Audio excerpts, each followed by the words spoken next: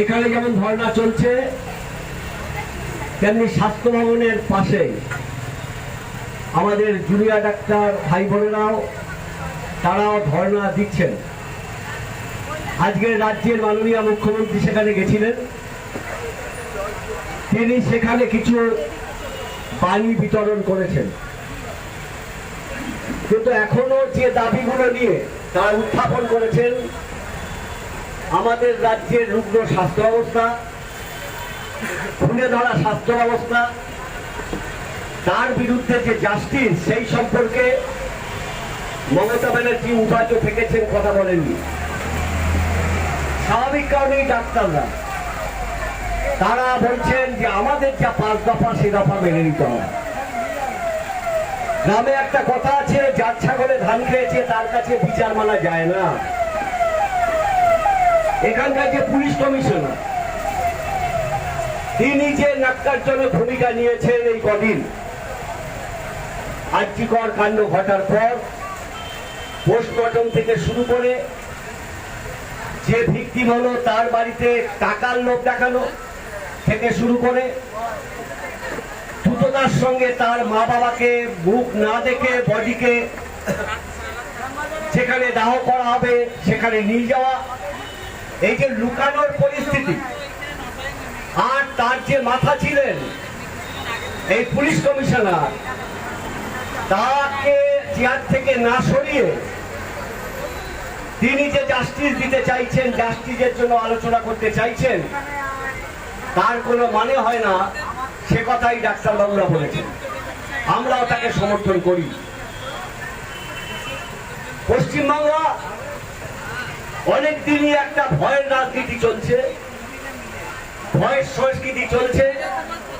সারা দেশ জুড়ে যেমন বিজেপি একটা ভয়ের সংস্কৃতি তৈরি করেছেন, বিভাজনের ভয়ের সংস্কৃতি তৈরি করেছেন, একটা সম্প্রদায়ের মধ্যে একটা ভয়ের সংস্কৃতি তৈরি করেছেন, আমাদের পশ্চিমবাংলায়ও মমতা ব্যানার্জি একটা ভয়ের সংস্কৃতি তৈরি করেছেন। সেই ভয়ের সংস্কৃতি ভেঙে যেভাবে মানুষ এগিয়েছেন, প্রথম দিকটায় শহরের মানুষ এগিয়েছিলেন, শহরতলির মানুষ এগিয়েছিলেন। এখন আমরা যারা গ্রাম অঞ্চলে সংগঠন করি, আমরা যেখানে থাকি সেখানেও দেখছি মাদ্রাসার মেয়েরা বেরোচ্ছেন, গ্রাম অঞ্চলের স্কুলের মেয়েরা বেরোচ্ছেন, ছাত্ররা বেরোচ্ছেন। ম্যানেজিং কমিটির চাপ থাকা সত্ত্বেও তারা জাস্টিসের দাবিতে বেরোচ্ছেন। আমাদের রাজ্যে কোটি কোটি মানুষ তারা রাস্তায় নেমেছেন। এই রাস্তায় নামা মানে গণতন্ত্রের পক্ষে শুভ লক্ষণ। আগামী দিনে পশ্চিমবাংলায় যেমন এখন আর্জি করে জাস্টিস চাওয়া হচ্ছে, আগামী দিনে পশ্চিমবাংলায় গণতন্ত্র রক্ষায় জাস্টিস এই মানুষরাই করবেন। ভোটে যেভাবে কাজ চুক্তি হয় তার জাস্টিস দরকার।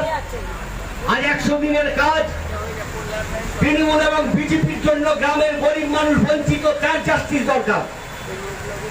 আজ যেমন আর্জিকর সামনে এসছে, মহিলাদের স্বাধীনতা তার যে অধিকারের জন্য এসছে, তেমনি আজকের গ্রাম অঞ্চলে ইট ভাটা শ্রমিকরা যারা শ্রমজীবী মহিলা, তারাও আজকে নিগৃহীত হচ্ছেন, তারও জাস্টিসের জন্য আওয়াজ উঠছে।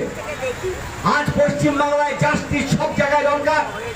পঞ্চায়েতে পঞ্চায়েতে দুর্নীতি হচ্ছে, তার জাস্টিস দরকার। এই বামপন্থীরাই, কৃষক সভা, ক্ষেত মজুররাই একটা সময় জমিদারের হাত থেকে জমি কেড়ে নেওয়ার যে লড়াই করেছিল, সেটা হলো গরিব মানুষের জাস্টিসের জন্য।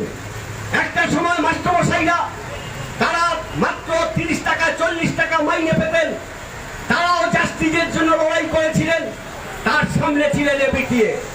রেল শ্রমিকরা সিআইটির নেতৃত্বে এক সময় রেল ধর্মঘট করেছিলেন, সেটাও ছিল জাস্টিসের লড়াই।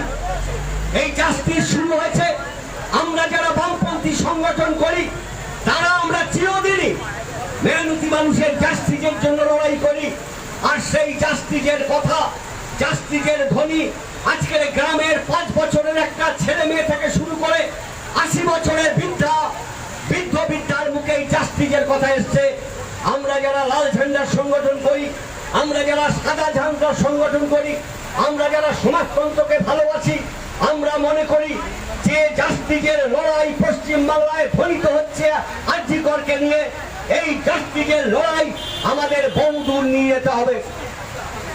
এবং মমতা ব্যানার্জির ক্ষমতা নেই, এই যে জাস্টিসের ধ্বনি উঠেছে সেই জাস্টিসের ধ্বনি থেকে বিরত করার তার ক্ষমতা নেই।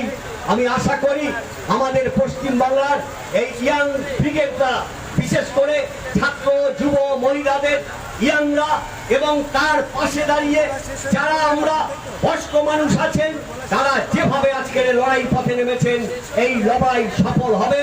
লড়াইটা অনেক দূর যেতে হবে, এটা শর্টকাট কোনো ব্যাপার নয়, দীর্ঘদিন লড়াই করতে হবে। সেই লড়াইয়ের জন্য আমাদের ছাত্র ফেডারেশন, যুব ফেডারেশন, মহিলা সমিতি, ইউপিআরসি, কৃষক সভা, সারা ভারত ক্ষেত্র ইউনিয়ন, শ্রমিক সংগঠন সবাই আমরা প্রস্তুত আছি। সবাইকে লাল সালাম জানিয়ে, সবাইকে অভিনন্দন জানিয়ে, সবাইকে আরেকবার ধন্যবাদ জানিয়ে আমার কথা শেষ করলাম। ইনকলাব জিন্দাবাদ।